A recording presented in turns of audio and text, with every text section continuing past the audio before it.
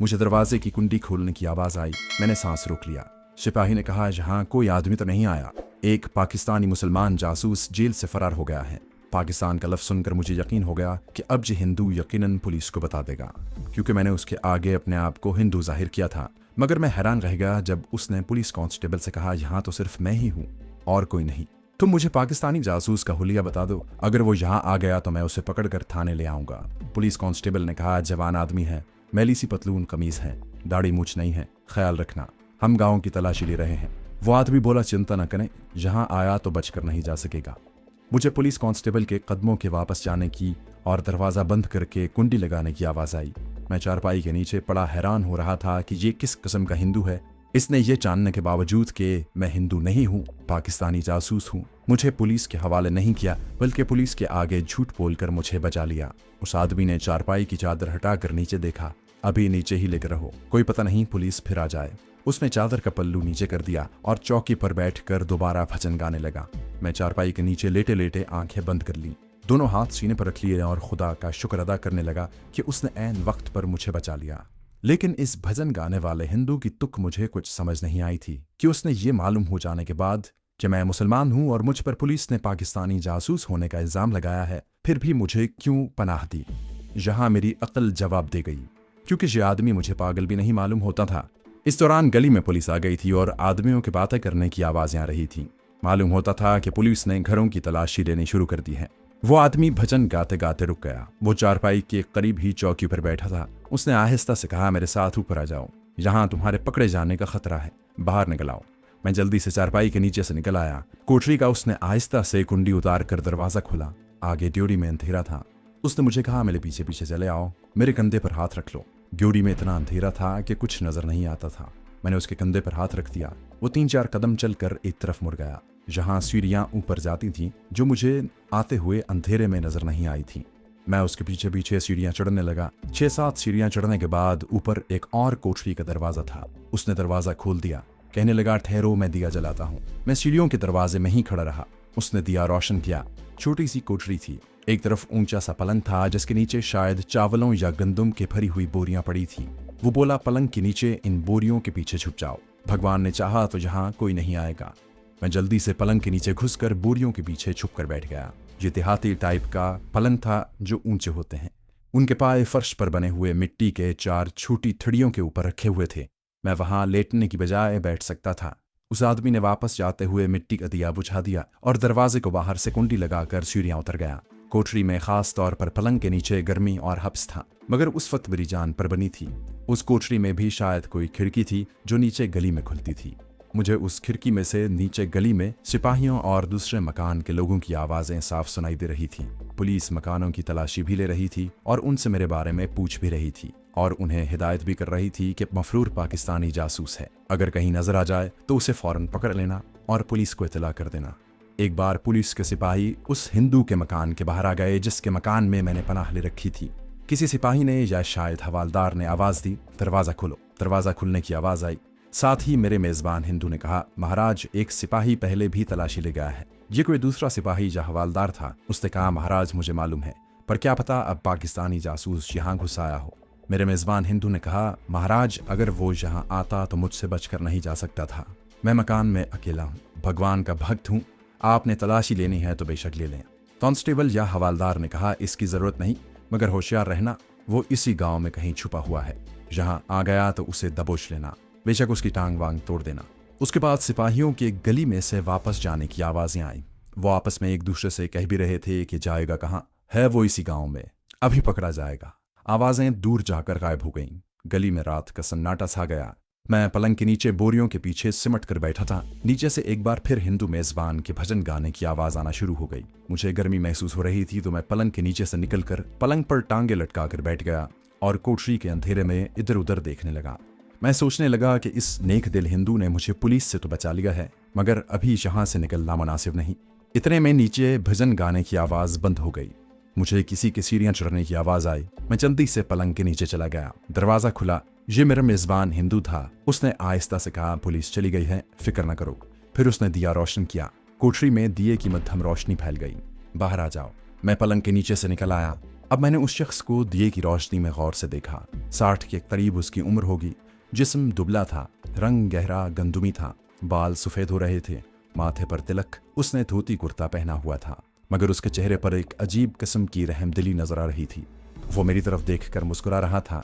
यह मुस्कुराहट कोई ऐसी मुस्कुराहट नहीं थी जो कोई लतीफ़ा सुनकर या खुशी की कोई खबर सुनकर चेहरे पर आ जाती है। ये बड़ी बेमामूल सी मुस्कुराहट थी। ये मुस्कुराने से पहले और मुस्कुराने के बाद की मुस्कुराहट मालूम होती थी। मुझे कहने लगा, बेटा नीचे आ जाओ। उसके मुंह से बेटे का लफ्ज़ सुनकर मैं और भी हैरान हुआ। मैं उसके दुश्मन मुल्क का जासूस था, पुलिस की हिरासत से भागा हुआ था। उस शख्स ने न सिर्फ ये कि मुझे पनाह दी, बल्कि पुलिस के आगे झूठ भी बोला। मुझे बचा लिया था और अब बड़ी शफकत के साथ मुझे बेटा कहकर मुखातिब किया था। मैंने अपनी कमांडो ट्रेनिंग के दौरान हिंदू मजहब, हिंदू देवमाला और संस्कृत जबान का काफ़ी मुताल्ला किया था, बल्कि ये चीज़ें मेरी ट्रेनिंग का एक हिस्सा समझकर मुझे पढ़ाई गई थीं, ताकि मैं दुश्मन की जहनीत को पूरी तरह समझ जाऊं और सही तरीके से सुराग रसानी की लड़ाई लड़ सकूं और दुश्मन से किसी महाज पर भी मार न खाऊं। लेकिन इस हिंदू का सलूक मेरी समझ में नहीं आ रहा था। फिर मैंने सोचा कि हो सकता है कि इस शख्स का जवान बेटा मर गया हो और मेरी शक्ल उसके बेटे से मिलती हो। वो मुझे नीचे उस कोठरी में ले गया जहाँ वो चौकी पर बैठा भजन गा रहा था। इस कोठरी में लालटेन रोशन थी, जिसकी बत्ती उसने पुलिस के जाने के बाद मत्थम कर दी थी। वो चौकी पर बैठ गया और बोला, तुम यहाँ सो जाओ, सुबह चले जाना। इस वक्त जाओगे तो पुलिस तुम्हें पकड़ लेगी। मुझसे रहा न गया। मैंने कहा, महाराज मुझे क्षमा कर दें, मैंने आपके आगे झूठ बोला कि मैं हिंदू हूँ। अब तो आपको पता चल गया है कि मैं मुसलमान हूँ। मैं ये भी मानता हूँ कि मैं पाकिस्तान से आया हूँ, लेकिन एक बात मैं आपसे ज़रूर पूछना चाहूँगा कि आपने ये सब कुछ जानने के बाद मुझे पुलिस के हवाले क्यों नहीं किया। मैं चुप हो गया। वो भी चुप था। चौकी पर आलती पालती मारकर कमर बिल्कुल सीधी करके बैठा हुआ था। उसके बूढ़े और हल्के हल्के तबस्सुम वाले चेहरे पर लालटेन की मंथम रोशनी पड़ रही थी। मेरी तरफ उसने आंखें उठाईं और मेरे सवाल का जवाब देने की बजाय मुझसे सवाल किया, तुम ये सवाल क्यों पूछ रहे हो? मैंने बड़े अदब से कहा, इसलिए महाराज कि मैं आपके इस सुलूक पर इतना हैरान हूँ कि शायद इतना हैरान मैं पहले कभी नहीं हुआ। मुझे एक हिंदू से ऐसे सुलूक की कभी उम्मीद नहीं थी। उस शख्स के चेहरे के बेमामूल तबस्सुम पर जरा सा फर्क ना आया। उसने फिर एक और सवाल कर दिया, तुम ये सब कुछ पूछ कर क्या करोगे? मैंने कहा, महाराज कम से कम मेरी हैरानी जरूर दूर हो जाएगी। उसने फिर पूछा, तुम्हारी हैरानी दूर हो गई तो फिर तुम्हारे पास क्या रह जाएगा? उसकी ये बात बिल्कुल मेरी समझ में न आई। मैंने कहा, मैं आपका बड़ा धन्यवादी हूँ, आपने मेरी खातिर अपने आप को खतरे में डालकर मुझे बचा लिया। उस शख्स ने मुस्कुराते हुए पूछा, तो मुसलमान होकर हिंदुओं की ज़बान क्यों बोलते हो? अब जबकि उस शख्स के सामने सारी बात खुल चुकी थी, इसलिए कुछ छुपाने की ज़रूरत नहीं थी। मैंने जवाब दिया, महाराज हिंदू बनकर भारत में फिर रहा हूँ, हिंदी बोलने की आदत पड़ गई है। वो शख्स एक लम्हे के लिए खामोश हो गया। फिर उसने मेरी तरफ देखा। उसके चेहरे पर वही नर्म मुस्कुराहट थी। कहने लगा, कुछ खाओगे? मेरे पास इस वक्त गुड़ की रोटी है। मुझे भूख बिल्कुल नहीं थी, सिर्फ प्यास थी। मैंने कहा, सिर्फ पानी पीऊंगा महाराज। उसने कोने में रखे मटके में से मुझे पानी निकाल कर दिया। कहने लगा, इस चारपाई पर नहीं, ऊपर वाली कोठरी में पलंग पर जाकर सो जाओ। तुम्हारा इस वक्त यहाँ से निकलना ठीक नहीं। मुंह अंधेरे में तुम्हें जगा दूंगा, उस वक्त चले जाना। पुलिस गांव से जा चुकी होगी। मैं उस शख्स को हैरत और तशक्कुर के मिले जुले जज्बात के साथ देखता ऊपर चला गया। कोठरी में दिया जल रहा था। मैं पलंग पर लेट गया। नींद बिल्कुल नहीं आ रही थी। न जाने रात कितनी गुजर चुकी थी। लेट कर सोचने लगा कि इस शख्स का एहसान शायद मैं जिंदगी भर न भुला सकूंगा। खुदा जाने ये कोई इंसान था या खुदा ने मेरी मदद के लिए आसमान से कोई फरिश्ता उतार कर वहां बिठा दिया था। कितने ही दिनों से अमृतसर जेल की कोठरी के सख्त फर्श पर रातों को पहलू बदलता रहा। अब पलंग पर लेटा तो नींद आना शुरू हो गई। ये इत्मीनान भी था कि कोई मुझे पकड़ने नहीं आएगा। मैं सो गया। मुंह अंधेरे मुझे उस शख्स ने जगा दिया। वो बड़े आराम से मेरा कंधा सहला रहा था। बेटा उठो, तुम्हारे जाने का वक्त हो गया है। मैं जल्दी से उठ बैठा। कहने लगा, मैंने तुम्हारे लिए चाय बनाई हुई है, बाहर गुस्ल खाने में जाकर मुंह हाथ धो। वो मुझे मकान की दूसरी मंजिल के एक छोटे से दालान में ले गया, जहां एक बगैर छत के गुस्ल खाना बना हुआ था। नलका लगा था। मैंने वहां से मुंह हाथ धोया, नीचे आ गया। कोठरी में उसी तरह लालटेन जल रही थी। चारपाई पर चादर उसी तरह बिछी थी। उस पर एक भी सिलवट नहीं थी। लगता था कि वो शख्स रात भर बैठा रहा था। तांबे के गिलास में गर्म चाय थी। चंगेर में एक रोटी और थोड़ा सा गुड़ रखा हुआ था। मैंने सारी रोटी और गुड़ खा लिया। रोटी थोड़ी बासी और बड़ी लजीज थी। ऊपर से चाय भी पी, ताज़ा दम हो गया। मैं इस नेक दिल हिंदू का शुक्रिया अदा करने लगा तो वो बोला, बेटा शुक्रिया अदा करने की जरूरत नहीं है। तुम अब गांव से निकल जाओ और जिधर जाना है चले जाओ। अभी रात का अंधेरा है। दिन निकल आया तो गांव के आदमी तुम्हें पकड़कर पुलिस के हवाले कर देंगे। मैं उठ खड़ा हुआ। वो आदमी ड्योढ़ी तक मेरे साथ आया। मैंने आखिरी बार उस शख्स की तरफ देखा और कहा, आपका नाम क्या है महाराज? उसने मेरे कंधे पर हाथ रखते हुए आहिस्ता से कहा, तुम मेरा जो नाम रख लो वही मेरा नाम होगा, अब तुम जाओ। मैं ड्योढ़ी से निकलकर गली में आ गया। ये कोई रात के 3-3:30 बजे का वक्त होगा। मैं गली में से कदमों की आवाज़ पैदा किए बगैर गुजर गया। आगे एक अच्छी ढलान थी। मैं बाएं जानिब हो गया। एक कुत्ता मुझे देखकर जोर जोर से भौंकने लगा। मैं चलता गया।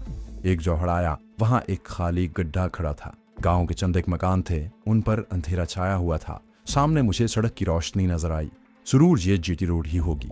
मैंने सोचा रेलवे लाइन से मैं बाएं जानिब निकल आया हूँ। अब यही बेहतर है कि जीटी रोड के साथ साथ चलता जाऊं और दिन निकलने तक अमृतसर शहर से जितनी दूर निकल सकता हूँ निकल जाऊं। जहां मेरी गलती ये थी कि जीटी रोड एक ऐसी सड़क थी कि जहां पर थोड़ी बहुत सारी रात ट्रैफिक जारी रहती है और शहर की हद खत्म होने तक इस सड़क की दोनों जानिब आध फरलांग के फासले पर खंभों पर बिजली के बल्ब जलते रहते हैं। मुझे रेलवे लाइन की तरफ ही जाना था। मैं इस ख्याल से उस तरफ आ गया था कि रेलवे लाइन वहां से काफी दूर थी और मुझे डर था कि रास्ता वीरान है, कुत्ते होंगे, मुझे देखकर भौंकेंगे और मेरे पकड़े जाने का डर था। मैं जीटी रोड पर चढ़ने की बजाय उसकी दूसरी जानिब खेतों की मींठ पर चलता हुआ चला जा रहा था। इतने सालों के बाद भी अमृतसर की जीटी रोड वैसी की वैसी थी। मैंने एक जगह रुककर सड़क के पीछे निगाह दौड़ाई तो मुझे अकब में दूर अमृतसर शहर की रोशनियां नजर आईं। मैं अभी अमृतसर की हुदूद में ही था। मैं तेज तेज चलने लगा। फसल वाले खेत खत्म हो जाते थे तो खाली खेत आ जाते। आसमान पर सुबह काजिब की नीली नीली झलकियां नमूदार होना शुरू हो गई थीं। मैंने चलने की रफ्तार और तेज कर दी। आगे मेरी दाएं जानिब एक आबादी आ गई जहां कहीं कहीं खंभों पर बिजली के बल्ब जल रहे थे। मैं उनसे दूर रहकर दूसरी तरफ हो गया। एक खेत में किसान हल चला रहे थे। मुझे उसका साया सा ही नजर आ रहा था। वो हल चलाते हुए जानवरों को चलता रखने के लिए जो आवाजें निकाल रहा था, सिर्फ उसकी आवाज आ रही थी। एक खुश्क खाई आ गई। आसमान पर सुबह काजिब की नीली रोशनी की वजह से मुझे चीजें दिखाई देने लगी थीं।